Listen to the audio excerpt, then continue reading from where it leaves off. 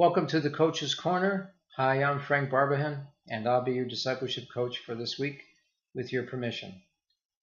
This is actually number 10 in our lengthy series on forging our new identity in Christ through suffering and trauma.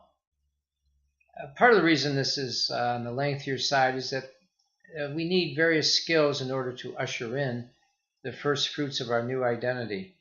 Last time I discussed the power of crying to set us free from pain. And in setting us free from pain, our minds actually become free to change and move on. But in order to cry, we need two things. First, we need to muster the courage to face our pain. And second, we need to know how to face our pain. The fact is that no one can make the choice for you or for me to face pain. In my clinical work, I can't make anyone face pain. We all have to make our own choices. I can only set the stage. Through this series on forging our identity through suffering, one of my goals on your behalf is to set the stage for you to make your own choice to face the pain of whatever suffering life has dealt you. Now, once you choose to deal with your pain, the question is then, how do we do that? How do we actually face pain, particularly if the pain has been buried deep in our psyches? I offer for your consideration what I call the King David search. King David repeatedly asked the Lord to search out his heart, that he would know what he had to deal with, whether it was some sin in his life or depression. The great saints of the church, whether Protestant or Catholic, throughout the ages, followed his lead. But interestingly, in this 21st century, we now have some science of the human mind that stands behind this long-standing practice, spiritual practice, that cuts across the millennia. Here's how you can do this practice. First, set aside about 5 minutes a day, 3 to 5 minutes.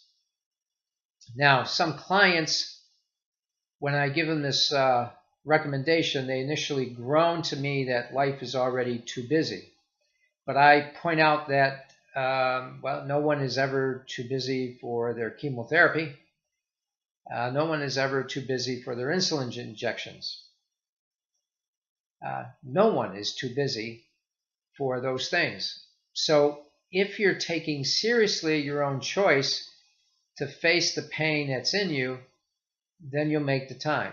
You don't find the time. In the spirit of Stephen Covey and time management, you make the time.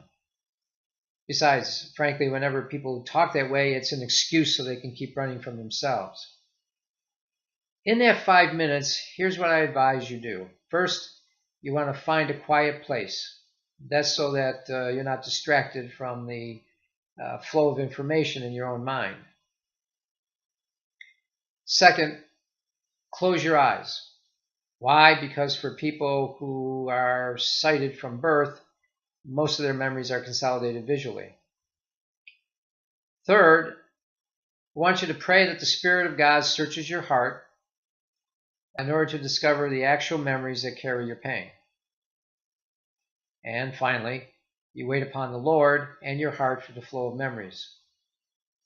Now, it's that simple, but I guarantee you it's the hardest thing for people to do because they're having to face pain.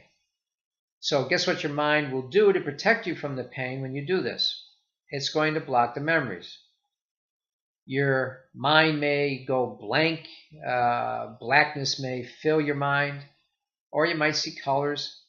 You might go through a to-do list in your mind's eye, or you may picture even geometric shapes, which is a way for your mind to kind of distance itself and dehumanize what might be emerging. Now, if and when your mind does that, you know that you've hit the wall of your own blindness to the truth. And that's exactly why you're doing the King David search. That wall is why you're going through this. If you didn't have that wall, you wouldn't have to do the search. The memories would be right there available to you to discuss. You can look at it this way. In this 21st century, we know that the mind is an information processing organ. That's what it does.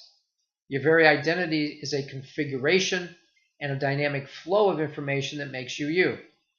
So we know that when your mind blocks the flow of memories, that blocking itself is a configuration of information. That configuration that blinds us is designed to block other information, that is your memories, from flowing. It's just like your computer that way. Let's say your computer gets a virus that reprograms your computer. It reprograms it so that, let's say, the screen turns all blue, or the computer remains frozen so you can't access information. You press the keyboard, nothing happens. Well, it's the same way for your mind. So what do? You reprogram yourself. That is, you tell yourself, as you're doing this King David search, you start off and you tell yourself, I choose to see, show me. And believe it or not, with practice, your mind will go there. There's no magic. It takes practice.